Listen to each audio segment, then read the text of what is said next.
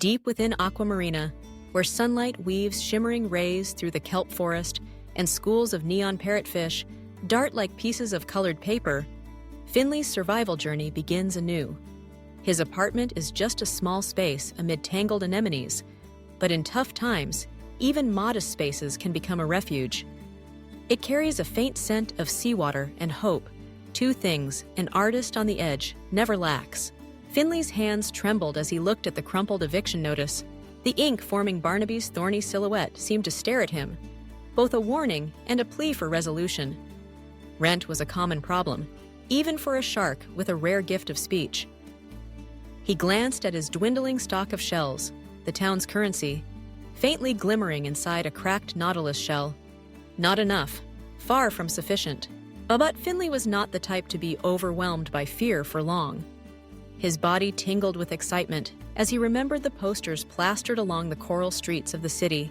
The Aquamarina Art Festival, a celebration of creativity from all corners of the reef. The city would be filled with fish, crustaceans, and squids, all eager to see the wonders created by the artistic souls of Aquamarina. For a moment, Finley's doubts swirled around him like a cloud of mud. Could he, a shark with an empty wallet and a complicated past, really stand out? He forced himself to imagine the festival, the lively crowd, the judges with piercing gazes, the opportunity to prove that he was not just a strange phenomenon, but a true artist. If he could create something bold, something no one had ever seen, maybe he could capture their imagination.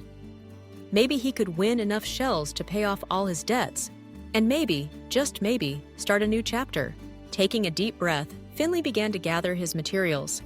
He chose the softest seaweed, the smooth emerald green leaves that were easy to shape under his skilled hands. He twisted and wove them, remembering the delicate patterns he once admired in the ancient shells of his childhood. As he worked, his voice, deep and melodious, began to tell a story around the sculpture that was gradually taking shape. "Art," he said in a deep voice, his words echoing underwater, "is more than just decoration. It is a living memory, a tapestry woven from our lives and dreams." His voice carried far, drawing the curious glances of passing seahorses and a pair of young octopuses, their eyes wide with amazement. Finley twisted the seaweed into a graceful arch, imagining the great migration of dolphins at dawn. He braided smaller leaves into swirls, capturing the ever-changing currents characteristic of Aquamarina. As he worked, he began to tell the story of his creation, an inspiration drawn from the rhythm of the city, the desire for connection, the resilience born from adversity. The rumor spreads quickly through the coral reef. "Did you hear?" whispered the goby fish. "Finley, the shark, is creating art and telling his story." The news spreads, carried by the waves and the gossip of Aquamarina. Even Barnaby stops by, his spiny silhouette vaguely appearing at the door, curiosity outweighing the owner's annoyance. He watches intently, captivated as Finley's work takes shape. Day by day, the sculpture became more and more refined. Finley experimented with colors, intertwining strands of red algae and golden sea grasses. He borrowed shimmering shells from his friendly neighbors, adding sparkling touches that caught the surrounding light. Throughout this time, his presentation attracted a steady audience.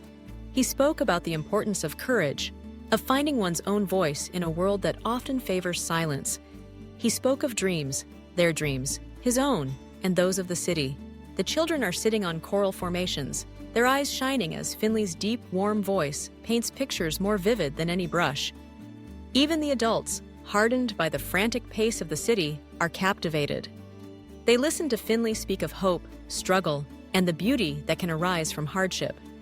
Little by little, people begin to leave small gifts, a handful of shells here, a sparkling pearl there. The community, which had previously only tolerated the talking shark, begins to support him. As the festival approaches, the excitement grows more and more.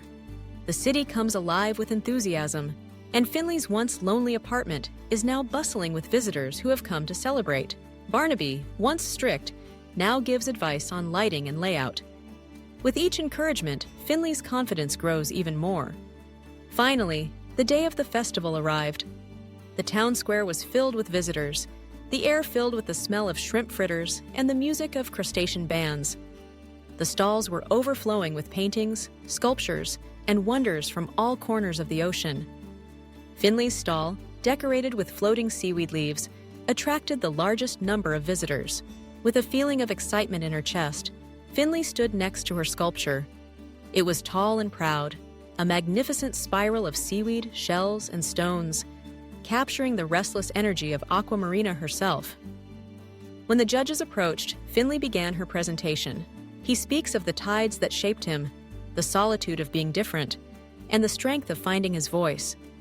He speaks of community, how a city, like a coral reef, is strongest when every member is valued. His words resonate through the crowd, awakening something deep within them. For a moment, all the noise and bustle of the party seemed to fade away, leaving only Finley's voice and the story he has woven. When he finished, the whole room remained silent, a moment of suspension before the applause broke out. The jury deliberated, their faces impassive, but Finley felt a warm pride despite the outcome. He had created something beautiful, and he had shared it with the world. Then, as the sun set with sparkling rays through the city, Finley received the news. His sculpture had won the grand prize of the festival. The prize, a treasure of seashells and a highly anticipated contract for the city's new park, was enough for him to pay his rent and secure his future. When he returned to the coral-decorated apartment that night, Finley smiled, his heart much lighter than it had been months ago. He had not only found financial stability, but also acceptance and a purpose in life. In the vast and unpredictable ocean of life, Finley, the talking shark, had learned that sometimes the greatest gift is the courage to make your voice heard and to create.